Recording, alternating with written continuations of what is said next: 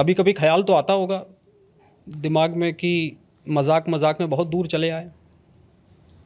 नहीं, ऐसी कोई बात नहीं। इन ऊटपटांग बातों पर ख्याल थोड़ी आएगा मेरा। मेरा ख्याल तो बड़ी बातों पर आता है। क्या है बड़ी बात? मेरी लुगाई आज मेरे से ठीक बर्ताव करेगी कि नहीं करेगी, उसको मैं किस तरह खुश रख सकूं, उसी में पूरी ज़िंदगी गुजर जाएगी। इस पे हम बात करेंगे आज विस्तार से, लेकिन कुछ याद होगा कि पहली कविता कब लिखी थी? मेरा मानना है कि मैं अतीत की बातें जो नपुंसक की पीढ़ी करती है, बहादुर कौमें आगे की सोचती हैं। जो बीत गया सो बीत गया, आगे क्या करना ये सोचना चाहिए। हम सब लोग अतीत का गुणगान करते रहते हैं। हमारे यहाँ बुद्ध थे, हमारे यहाँ महावीर थे, हमारे यहाँ राम थे, कृष्ण थे। हम क्या हैं, इस पर सोचना चाहिए ताकि आगे आने वाली पीढ़ी हमारा भी नाम ले सके। कब तक हम अतीत के इन महापुरुषों के बारे में अपने मुल्क को महान बनाते रहेंगे? कभी अपना भी तो महान बनना सीखो ना, ताकि आने वाले बच्चे आपके बारे में बात कर सकें। क्या बात है। लेकिन ये सवाल मैंने इसलिए पूछा क्योंकि हम हिसाब किताब लगा रहे थे तो पता चला 1966 के आसपास आपने पहला कवि सम्मेलन या पहली कविता लिखी थी। तो ये मैं इसलिए कह रहा हूँ क्योंकि आपको सुनने वाली एक जनरेशन जो है वो अब सठिया चुकी है, 60 साल हो चुके हैं। हाँ, 60 साल तो हो गए मुझे मंच पर। तो वैसे पहली कविता तो आज तक नहीं लिखी। जब तुलसीदास जी जैसे लोग ये कह दे मैंने कुछ नहीं लिखा तो हमारी क्या औकात है जब हम कहें हमने कविता लिखी। बहुत बड़ी चीज़ है कविता, इसमें तो कोई शक नहीं सर। और हम अपने नाम के आगे कवि लगाएं, ये लगाएं, बहुत अच्छा नहीं लगता उस बात को कहने में। उन्होंने कभी घमंड नहीं किया हमने कविता लिखी। मैं किस बात पर घमंड करूं? हम उनके नखून को छू भी सकें तो भी बहुत बड़ी बात होगी। लेकिन ये थोड़ा फीलिंग ऑफ प्राइड आती है कि बेटा आपको इंस्टाग्राम पे सुन रहा है, पिता आपके कैसेट ला करके सुना करता था, और दादा लाल किले के कवि सम्मेलन बैठ के सुनता था आपको।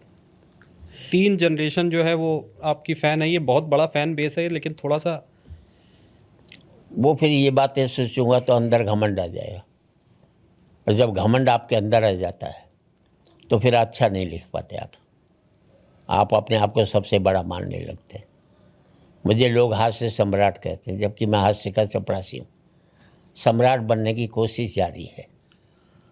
अगर मैं खुद को कहूँगा कि मैं एवरेस्ट पर बैठा हूँ तो आगे बढ़ने की संभावनाएं ख़त्म हो जाएंगी। हमारा मुल्क महान है, हम ही तो कहते हैं, दूसरा थोड़ी कहेगा। हम ये सोचें कि हम पिछड़े हुए हैं तभी तो आगे बढ़ेंगे ना। जब हम अपने आप को महान बने कहेंगे तो हमारे ऊपर उठने की संभावनाएं ख़त्म कर देते, संघर्ष ख़त्म कर देते। तो मेरा मानना है कि हम ये सोचें कि हम धरती पर हैं, आकाश छूने की कल्पना हमारी है, उसको छूने की कोशिश करें ताकि निरंतर चलते रहने की परंपरा जारी रहे। मुझे ऐसा लग रहा है मैं किसी हास्य कवि से नहीं, किसी फिलोसोफर से बात कर रहा हूँ आपकी बातें सुन के आज। लेकिन ये फिलॉसफी भी ज़रूरी होती है किसी भी जिंदगी में। मैं ये नहीं सोचता कि मेरा मकसद हंसाना नहीं है। किसी मकसद से हंसा दूं तो हंसाना भी सार्थक होता है। क्या बात है। हरियाणा से आते हैं सर आप। तो एक ये नेचुरल ह्यूमर हरियाणा के लोगों में होता ही है, उसका भी फ़ायदा मिला आपको? हाँ, फ़ायदा तो मिला, क्योंकि हरियाणा से अगर पैदा ही हुआ बस सिर्फ 4-5 साल ही रहा हरियाणा में। पर यह था कि स्कूल की छुट्टी होते ही 2 महीने की, नेक्स्ट डे ही मुझे अपने गांव जाने की इच्छा होती थी कि वहाँ जाऊँ मैं। तो आप रहे ज़्यादातर कहाँ? ज़्यादातर बचपन आपका दिल्ली कहाँ रहा। दिल्ली में ही। लेकिन वहाँ का पानी तो पिया होगा सर। एक ह्यूमर तो हरियाणा का है ही। ह्यूमर तो हर व्यक्ति के अंदर है। हर व्यक्ति ह्यूमर है, जबकि अगर कुंठित नहीं हो, फ्रस्ट्रेटेड नहीं हो। हम फ्रस्ट्रेटेड हैं, इसलिए हमारा हाथ से मर चुका। मुझे मेरी 2 कारें सुख नहीं देती, मुझे मेरे सगे भाई की 4 कारें तकलीफ देती, इसलिए हाथ से कहाँ से पैदा होगा। पड़ोसी का सुख मेरा सुख होना चाहिए।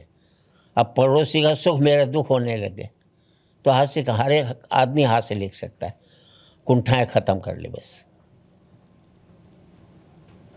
तो फिर ये क्यों कहा जाता है कि हरियाणा का आदमी तो वैसे भी उसके आसपास इतना ह्यूमर है, इतना ऑब्जर्वेशन है कि इसलिए कि हमारी इच्छाएं जो हैं सीमित हैं।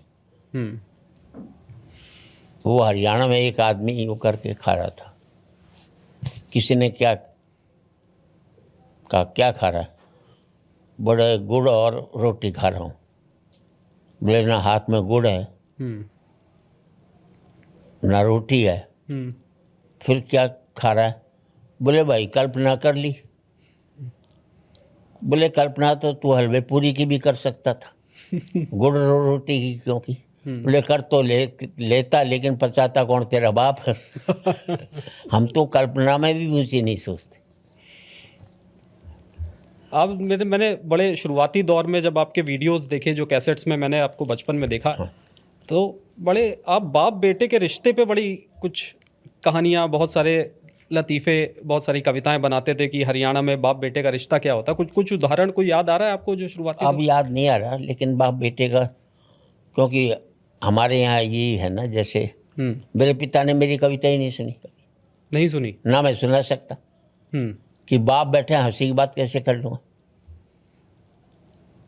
हिम्मत ही नहीं।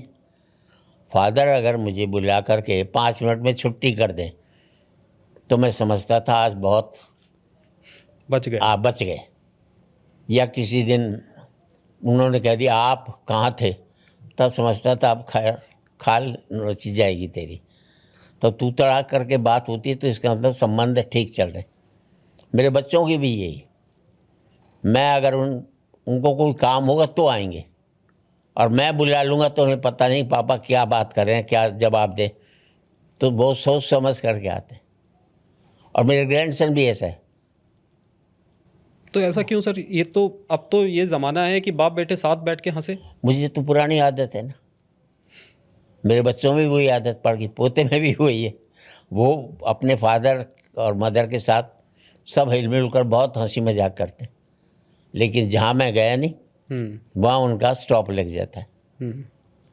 मुझे पता नहीं कि ठीक है कि नहीं है, पर मैं समझता हूँ कि एक दूरी, इज्जत की जो दहशत है वो सबसे बड़ी दहशत होती है। लेकिन ये दहशत पहले पार्लियामेंट में नेहरू जी के खिलाफ कोई हाथ भी खड़ा करता था, उनकी आंख मिली रहे हाथ नीचे हो जाता था। कोई इज्जत की दहशत थी। लेकिन ये लिहाज और दहशत, ये दो अलग अलग धाराएं हैं। दहशत लिहाज समझ लो, दहशत का एक पर्यायवाची उस समय की बात कर लो। तब तो यही समझते थे, हाथ में कभी पिता के साथ ड्रिंक करते थे ना, कोई कही आप कभी जिंदगी में सोच भी नहीं सकते। लेकिन ये जनरेशन तो साथ ले रहे हैं, कुछ में क्या। मेरा बेटा मेरे साथ लेता है पार्टी में, हो तो एक ही पार्टी में हम दोनों गए हुए हैं, अब वो ले रहा है तो वो थोड़ा इधर उधर हो जाएगा, पर मुझे तो मालूम है वो ले रहा है। लेकिन हमारे टाइम में तो सवाल ही पैदा नहीं होता था। तो जब आपने अपने पिता से ये बताया कि मैं नौकरी नहीं करूँगा, मुझे हाथ से कविता करनी है, तो कुटाई नहीं हुई घर? वो चाहते भी नहीं थे नौकरी करो। तो मेरा आयुर्वेदिक मेडिसिन मैन्युफैक्चरिंग का काम था पिता का, उसी को संभालता था। तो नौकरी का तो कभी भी कल्पना नहीं की। इसलिए मैं कभी भी कॉलेज के अंदर जो भी इम्तिहान देता था, मेरा एक ही काम था कि किसी तरह से 50% या 45% के नंबर आ जाएं, बस। इससे ज़्यादा माथा फोड़ी नहीं करनी है। बस 3 सवाल के जवाब दिए, चलो उठ गए। मुझे लिखने में सबसे ज़्यादा दिक्कत पैदा होती है, सबसे ज़्यादा आलसी